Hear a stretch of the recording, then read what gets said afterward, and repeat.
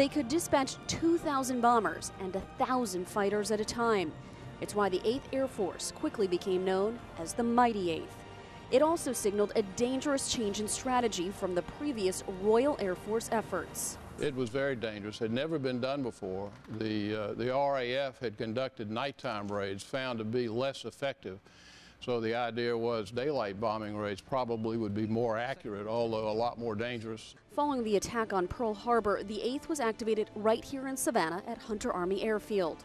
Shortly after, men from all across the country started training to be bomber and fighter pilots, gunners and navigators, most never having stepped foot in a plane before. Shipped off to England, where the Mighty 8th was headquartered during the war, the unit's mission was to bomb Nazi-occupied Europe and finally Germany itself. Anything that had to do with the Germans' ability to conduct war, whether it was ball bearing factories, munitions factories. Flying B-24s or Liberators, flying fortresses known as B-17s, and fighter escorts, the Mighty 8th was a force to be reckoned with.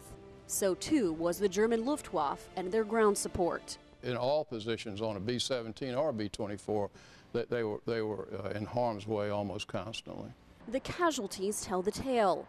26,000 airmen from the Mighty 8th alone were killed, more than the Marines lost in all of the war. Another 28,000 airmen became prisoners of war. But the impact the Mighty 8th had was priceless. When all was said and done, the Mighty 8th defeated the deadly Luftwaffe. I think it's the courage of the men that flew these missions.